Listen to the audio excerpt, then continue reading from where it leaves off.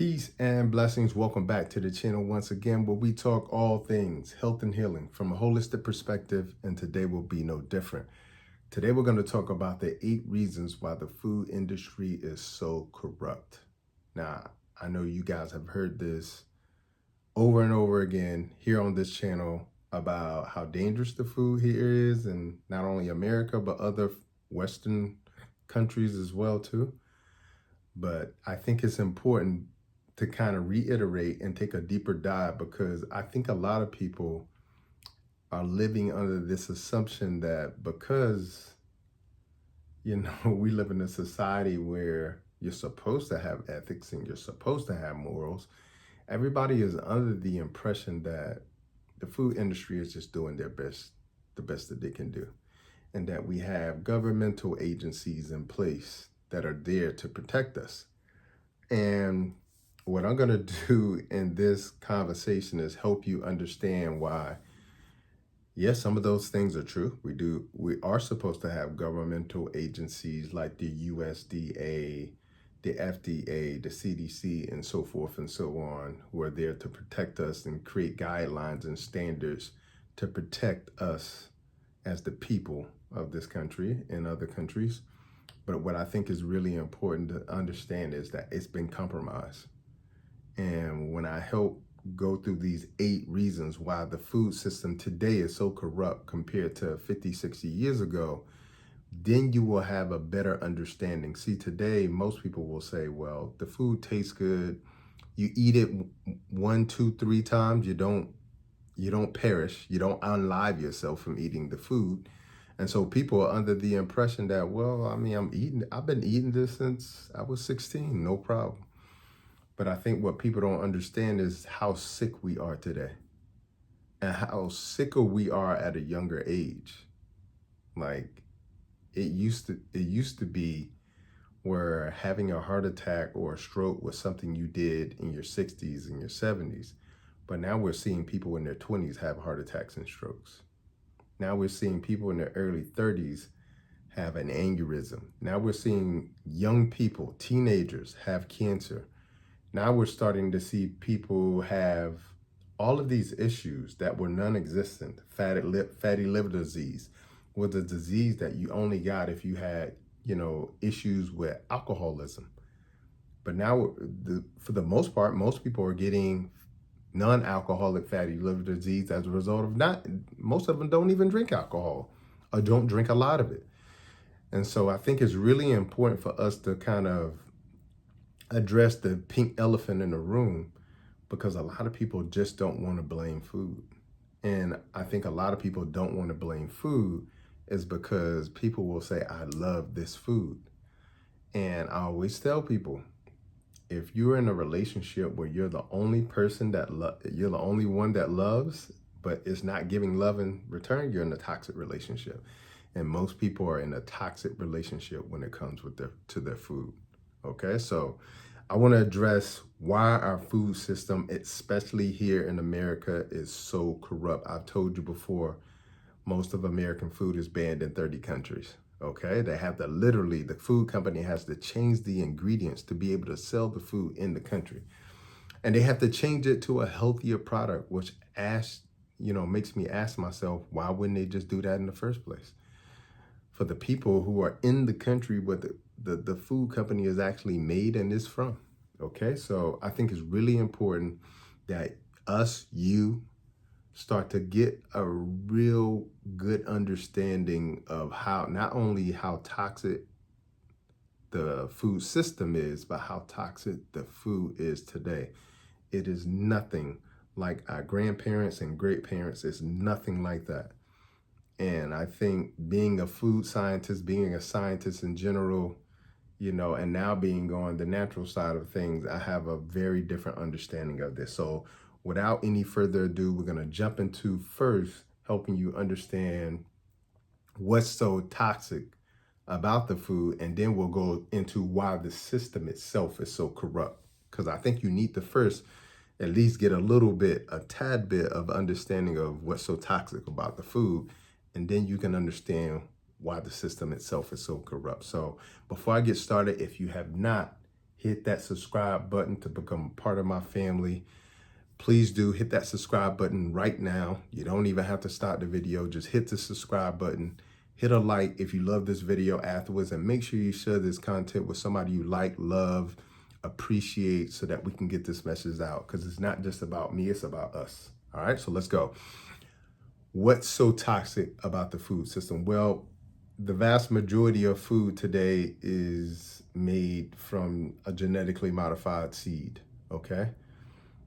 And it's not just the fruits and vegetables that are genetically modified, it's the meat as well too, okay? You've heard about, genetically modified salmon. You've heard about a lot of things that are going on today. So everything is becoming a science experiment, so to least. So that's one toxic thing about it. And what's so toxic about that? Because the more genetically modified it is, the more pesticides, herbicides, and insecticides you have to spray it with.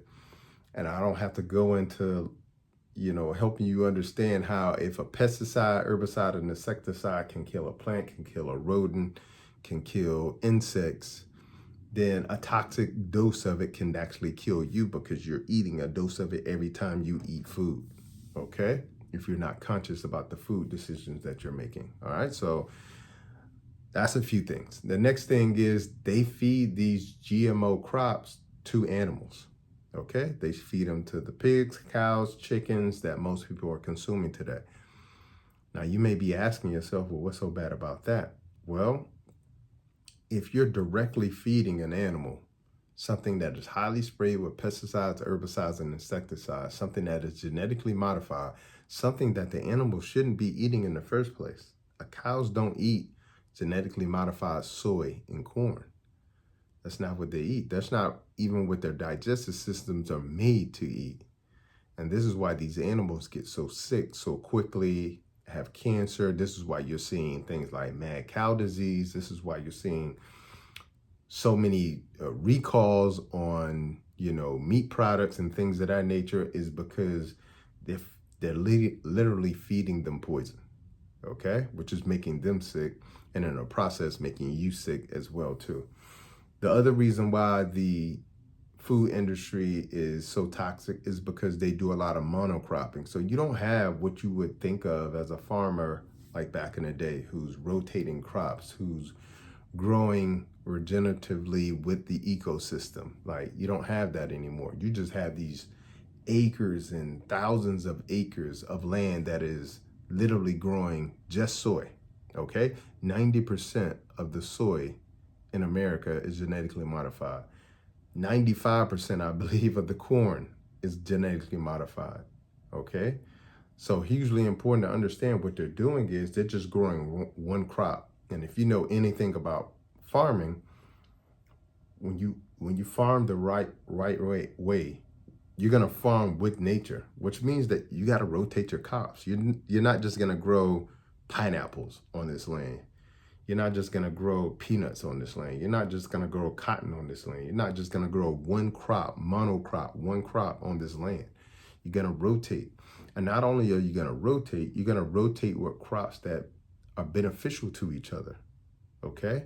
And you're gonna actually grow food in diversity. So it won't be one crop, it'll be a multitude of things that feed the soil, instead of rip all of the nutrients out of the soil.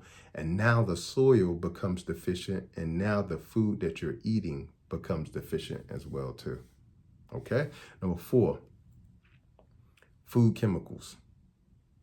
A huge reason why the food industry is so toxic and the food is so toxic is because the vast majority of scientists being hired today is from and for the food industry. They're trying to figure out how to make this new potato chip taste like watermelon without putting any watermelon in it. I know that sounds crazy, but it's all science. It's all spectroscopy, gas chromatography. It's literal science. And it's scientists figuring out how to create these inflection points with unnatural things to taste like things that you're familiar with from nature. So they're using these food chemicals not only to tickle your taste buds, but to get your taste buds addicted. And not only for that purpose, but also to make you overconsume the food as well too. So for the purposes of food addiction, for the purposes of making the food last forever, okay? Go from in its most natural form can last maybe 7 days to now in its most highly processed form being able to last for 3 years when you look at the expiration date to make you addicted to the food as well too. This is what they're doing with the food chemistry, and all this food chemistry is really great for the food company, but it's horrible for your health. Okay. Also, food processing, it removes the life from the food. Whenever you see food that is in a box, bag, can, or jar, in most cases it has been highly processed. Okay. And if not processed, it's been highly processed or ultra processed. And that's hugely important because all of the fiber, all of the nutrients have been pulled out of it. Okay. Even when you do that with meat, some of that processing involves how they wash the meat, and sometimes they wash the meat in chlorine or what have you. And they're doing that for a very specific reason as well too. So even meat is being processed as well too. You got to think about it.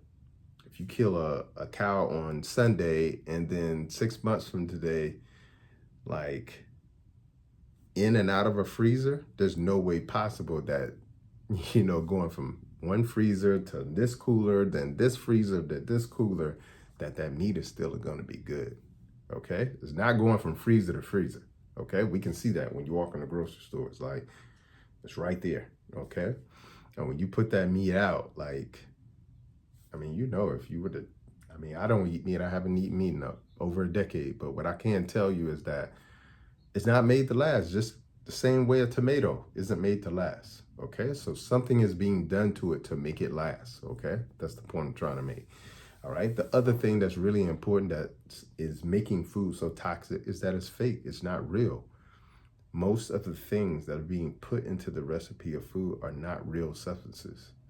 Okay. And when you use things that aren't real, now you don't have to worry about it actually deteriorating and creating a mold or a fungus and going bad. Now it can last longer on the shelf. That's good for the business, and that's also good for the food company, but not good for you. Okay. The other reason why food is so toxic today is because there are no ethical standards.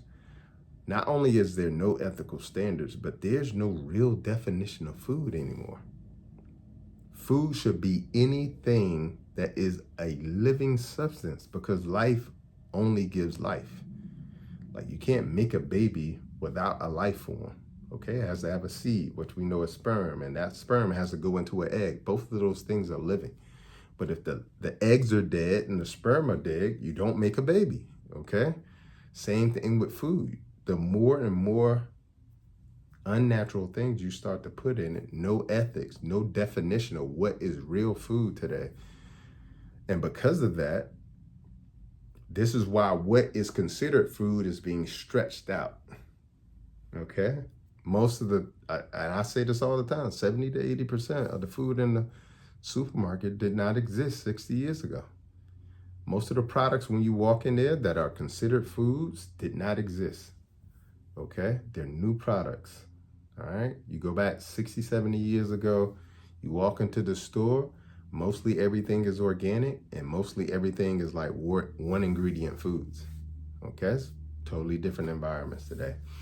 And then the last, but of course there's more reason why the food is so toxic today is because the FDA, Food and Drug Administration, FDA, is not FDAing.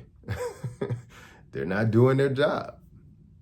They're responsible for what they should be responsible for. If that's what Food and Drug Administration, they're supposed to be responsible for what foods should not only be considered foods, but also what is deemed safe. Okay. And America's food is banned in 30 countries, but approved here in America. I'm talking about all of the EU. That's 28 different countries in Europe, China, Japan, Australia, banned there. So the point that I'm trying to make is that Everywhere else is saying no to trans fats, no to high fructose corn syrup, no to all of these ingredients that they're putting in foods here in the US. But the US, the FDA is saying it's okay with me, let it ride. So the FDA is not FDAing. Okay, so that's just a few reasons why the food is so toxic. Let's get into the 8 reasons why the food industry is so corrupt. Okay, which is a totally different conversation, but we're gonna explore it. Number one, because their top priority, the food industry's top priority, is their bottom line. And if with something this important, which is a necessity, food is a necessity. With something this important, when your top priority is your bottom line, how much money you make, your stockholders, the company itself, profits, if that's the top priority, then it's set up to fail from the beginning. There was no way that we were going to keep a safe, nutritious, healthy, and ethical food system, because if they're allowed to make their top priority their bottom line, then guess what? Every decision is going to be made based on what is profitable. And I'll be the first to tell you, like, cheap, toxic food lasts longer. It's cheaper to make. You can sell it for a higher price. And guess what? Apples, oranges, green leafy vegetables, even quinoa, you can grow in your backyard depending on where you're at, or in the greenhouse. So you literally could print your own food. So this is why, number one reason why the food industry is so corrupt, because they're allowed to make their priority their bottom line. Okay. I mean, look at meat. I mean, lab grown meat has been approved here in the US. And in my opinion, it's been approved. Like, it didn't just get approved. You guys have been eating lab grown meat. I mean, and I'm not talking about the Beyond Meat and the Impossible Meat, the vegan meats, quote unquote, that I don't eat and don't recommend. I'm talking about what you think is chicken breast, what you think is, ground beef. I'm talking about those things. Those things are not what you think they are. Okay? And in my opinion, and check this video 5 years from now, and what you'll discover is that most of the meat will be non-existent. It will be a luxury to get not only real meat, but probably real green leafy vegetables. I mean, you start to look at how much farmland that people like Bill Gates and Jeff Bezos are buying up. You see the direction we're going in. So this is another reason, again, why the food industry is so corrupt. Okay?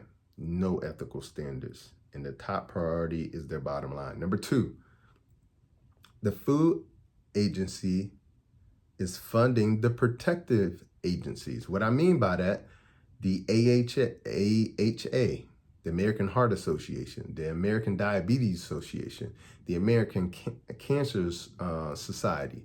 When you start to look up who are their top funders, you will see a lot of the foods that are causing diabetes, that are causing heart attacks, that are causing cancers, known carcinogens. Guess who just so happened to be the top funders? You go to the ADA, which is the American Diabetes Association. You look at the diet that they say that this is what you should be eating if you're diabetic. Most of the foods on there are actually causing your blood sugar to be high. Same thing with cancer. So that's what I'm saying. Like, the food industry has paid these agencies off. And it's not that I'm saying it. I'm saying go to their website and look at what they're saying you should eat, shouldn't eat. And you will see things on there that are directly correlated with what that agency should be fighting against. Okay? And you'll see the hypocrisy in it all. All right? Number three, the food agency lobbies and funds most politicians, if not all of them. And politicians create the regulations and the policies are in and around food. So they're deciding what our kids are eating at their schools, okay? They're deciding what is okay and what isn't okay, which is why our foods are banned here, but not banned in 30 other countries. They're deciding those regulations and policies on what is considered a vegetable. That's why here in America, a packet of ketchup is considered a vegetable in our kids' school, because these food industry and food companies are lobbying and funding politicians, okay? And they've been bought and sold, many of them, okay? I'm not gonna say all of them, but many of them, most of them, okay? And I won't even give you my whole spiel around what I think about that, but I'll just tell you is that if you, in my opinion, if you are a servant of the people, that goes from everything from a policeman to a school teacher to a politician, your highest priority should be the safety and the goodness of the people. And if you look as a whole, it doesn't add up, all right? Number 4, the food industry funds professional associations. Professional associations like the American Medical Association, go look, which is the AMA, which is for physicians. Go look who the top funders are, okay? Go look at the Academy of Nutrition and Dietetics. Look at who their top funders are. It's going to be the food industry. All right? So it makes sense that your dietitian is going to be recommending things that are causing the issue that you're trying to fight. And it's not because they're told to do specifically that, it's because they're funding these actual professional organizations. Then guess what happens? And we'll get into this in just a second. They not only fund them, they're also funding higher learning institutions. Okay? So they're funding a lot of the science that is being created around, nutrition, that is being created around what are the standards of care for high blood pressure, what is the standard of care for autoimmune conditions, things that are nature. And so when these recommendations are being created, guess what? The funding is being funded by these food companies who are saying, hey, we want you to look into high fructose corn syrup. We did a study on it ourselves. We'll hand the data over to you, but we want you to do this study and this. I want you to show people that, this high fructose corn syrup isn't as bad as what you think it is, especially, high fructose corn syrup compared to fructose is already in fruits. That's one of the reasons why they call it fruit. So how could it be bad if it's already in fruits? These are the type of things that they're doing and creating clinical data for and doing studies around. And as a result, funding high learning institutions, funding these professional organizations like the AMA and the Academy of Nutrition and Dietetics. It's very easy to see why these food industry, get approved and end up in hospitals and end up in schools. Okay. All right. So just number 6. Number 6, the food industry is also one of the primary nutritional researchers too. So when you look at most of the clinical data that is out there and the studies that are being created, it's being created by the food industry itself. And as I told you before, their primary priority is their bottom line. So they're going to create studies that are in alignment with their products. And this is what's important. They're not doing this individually. So General Mills isn't just making a study by itself. General Mills that knows that it's using the same sugar that Coca-Cola is. So guess what? These companies are getting together to fund these studies. These are billion-dollar companies that amount to trillions when you put them together collectively. Okay, so it's a huge issue. And so when you start to think about that, then you get an ethical study created by somebody who's an independent author or independent scientist, maybe myself, maybe somebody else, and we don't have an inkling of the funding that they have. And then we create this study that shows that their study is not only flawed, but their study is neglectful and intentionally wrong. And guess what? They go right back to the drawing board, create 10 other studies, hire the top scientists at Harvard and Cornell and so forth to refute me, go against me, and then put it in esteemed journals and newspapers and media. And then I look like the crazy person. That's exactly how it happens over and over again. All right. Another reason why the food industry is so corrupt, this is number seven, is because they create and puppet front groups and councils. They create and puppet front groups. So they're literally creating front groups that ride along with their initiative. Let me give you an example. One example would be the Alliance for Food and Farming. Okay, so that's, most people hear that Alliance for Food and Farming.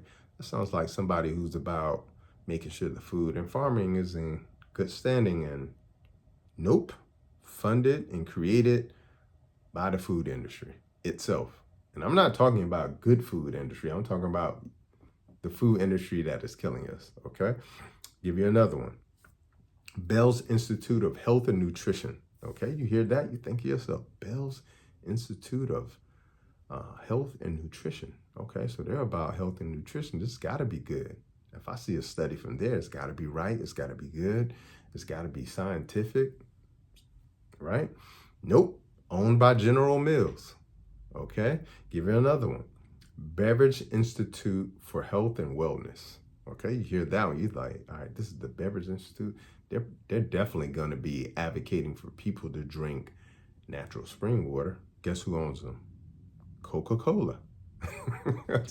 So the point that I'm trying to make is, a lot of times when you see these studies or you see these prominent scientists who are, heading up these institutions and these new front groups that you have no idea who the origin is, but then when you check the funding, you find out, oh, it's General Mills. It's, people who are making Frosted Flakes and Fruity Pebbles and Coca-Cola, creating these front groups who basically ride their cause into politics and regulations and law. Okay, so it's really important. And these groups, when they come out, they're saying things like GMO foods are safe. Okay, so whenever you hear me say you should not be eating genetically modified foods, and then you hear 30 other studies from prominent scientists who have been paid off that says there's no science that confirms that organic is any more nutritious than non-organic, this is where it's coming from. This is why it makes no sense to argue against it. Okay, same thing. They'll come out with another saying, meat and milk are essential to health. Okay, again, it came from the beef industry, okay, and the cattle and the dairy industry. Coke Zero is a healthier alternative or option, okay? They won't mention to you that, the sugar itself that is used in Coke Zero, that is no calories, is actually a neurotoxin, okay? Never mention that. When you hear these statements that says trans fat don't lead to cardiovascular death, an increase in cardiovascular death, although 30 other countries have not only banned trans fat, but have proven that they increase the risk for cardiovascular death. This is where it's coming from. When you hear things like pesticides are not bad for you, all you got to do is just wash them off. And they're helping to serve the world because they're solving the world hunger issue. These are the places that it's coming from. It's not coming from an ethical place. It's not coming from a place that is based in non-biased science. evidence-based science. Okay, so it's just really important to understand that, but it's very difficult to be able to fight against something, against a company or a conglomerate that can put millions of dollars not only into the fake news or the fake science, but put millions, if not billions of dollars into institutions, into scientists, well-esteemed scientists who could be bought and traded and sold for, who could all go against you in one swoop. Okay, so it's just important for people to know and understand that this is what's happening every day here in America and many other countries. All right, number 8, and this is the most important, and this one's probably gonna strike a nerve with a lot of you. The number 8 reason why the food industry is so corrupt is because we participate in our own demise by voting with our dollars when we buy the food that they put out on the shelves. I'm going to repeat that. We participate in our own demise when we decide to vote with our dollars by buying the food that they put out on the shelf. Every time you go out and buy the Pop-Tarts, the Sunny D, the Sunny Delight, the Chick-fil-A, whose chicken sandwich has 55 ingredients of it, 2 being monosodium glutamate, which is, is a known neurotoxin and causes you to be addicted. When you choose to vote with your dollars, because every time you buy food, you make a choice, you're voting with your dollars. Each time you do that, you're saying yes to this. You're saying yes to that, and you're saying no to the healthy alternatives. And it's important for us to know and understand that our greatest power is our ability to be not only disciplined, but our ability to say no when it's time to say no. But we're steady voting in the direction of the food companies. Like, when you think about the convenience of it all is why most people are making these choices. But what people aren't thinking about is the inconvenience of being unhealthy, the inconvenience of losing days, months, and years off of your life. You're not thinking about those inconveniences. So it's really important we know and understand that we're contributing to a corrupt system every time we vote with our dollars. Every time you go into the supermarket, every item that you're purchasing, you're voting with your dollars to have that on the shelf. So sometimes when I want to buy something, I don't buy it because I think with that mentality. Okay? So the last thing I'm going to do is I'm going to give you 4 tips. I'm going to give you 4 tips that can help you kind of curve this corruption that's happening with our food and within the food industry. Number 1, start to grow your own food. I don't care if it's growing a few herbs on the windowsill, but start to grow your own food. Get to a place where you're comfortable with saying, damn, I really created my own food. I made some tomatoes, I put that in my salad, and I made some peppers and put that in my salad and made a little bit of this basil, and I was able to put that in my salad. I contributed to my salad by growing this. And you could do that in an apartment. You don't have to do that necessarily with a backyard or with a farm. Okay, so one of the top ways that you can start this process, and consider herbs are some of the more expensive things. So, that number 1, grow your own food. Number 2, start to buy food from ethical farmers like myself. So as you guys know, at iHeart Fruit Box, we sell tropical fruit. Okay, tropical fruit being things like soursop, naseberry, star apple, the list goes on and on. Guava, Barbados cherries, sugar apple, mangoes. We sell tropical fruit on my farm, all right? And the beautiful thing about it is that all the fruits are seeded, so no seedless fruit. All of them are seasonal. So if it's not in season, guess what? We're not selling it because it's not in season. All the fruits are grown organically as well too, okay? So you don't have to panic because it's organic, it's seeded, okay? And it's seasonal. That's what I'm talking about. You got to support farmers like that. And it's important to support farmers like that because I may not ever convert, but you got a struggling farmer who will say, you know what? They're unwilling to buy this healthy stuff the way I love it. So I'll just make it this way for my family and I'll sell them all the conventional junk that they love. And that's what ends up happening with a lot of farmers. So number two, buy food from ethical farmers. You could check out my farm and all those fruits at iHeartFruitBox.com. All right. Number three, eat whole organic foods. When I say whole, I mean like eat more one ingredient foods instead of these boxes, bag, cans, and jars of all kind of mixed foods.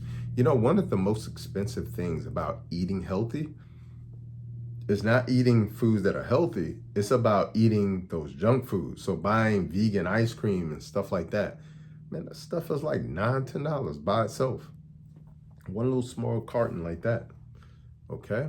When you start buying all these vegan cheeses instead of making your own and things like that, these are the things that make eating healthy expensive. But when you're eating one ingredient foods and you're buying things in bulk, like bulk quinoa or bulk chickpeas, things of that nature, then it becomes very inexpensive. It's a whole nother different story, but people don't really talk about that. So eat organic whole foods. All right. Number four, vote with your dollars. Okay. I mentioned this before, but vote with your dollars because most politicians, unfortunately, are corrupt, and they are the people that are creating the regulations and the policies behind not only what could be sold in the supermarket, but also what's okay, what's a liable limit for the amount of arsenic inside of something. What's the liable limit for the amount of mercury inside of something? Okay? These are things that are also being changed as well too, which is hugely important as well too. So vote with your dollars for that reason. And the other important reason why it's so important to vote with your dollars, because what we need to do is run these companies out of business who aren't willing to have ethical standards around food. Okay? So I hope you have enjoyed this. I know this was a lot today. This is one of my longer videos, but I think it was important to go this in depth. Now, the last thing I'll leave you with is currently is April 8th today. If you are ready to take your health to the next level, I always have a group detox in January and in May and in September. Okay. So if you're currently, it's April 8th, there's about 2 days left for you to actually join my group detox that starts on May 1st. Okay, so there'll be a link below that you go join the group detox. Only 2 days left, so you definitely want to go ahead and join. If you don't get in this one, you can get into one in the fall. So look out for that one. But I would love to have you inside of the group detox program. It comes with a meal plan, recipes, an online support group, me inside of there giving you guys some coaching once or twice a week as well too. You also get a 30-day supply of my herbal detox as well too, and a whole lot of good coaching. I think that's the most important point, coaching and having a community of like-minded people going into the same direction, detoxing your body for 30 days and also nourishing your body for 30 days as well too. So again, you're welcome to sign up for that. The link will be below in the description. And if you're not able to sign up for this one, I'll have another one in the fall and I'll see you inside of that one. Until the next time, peace and blessing and Godspeed. Godspeed. Make sure you share this video with somebody you care and love and you want to see healthy in the future as well too. Peace.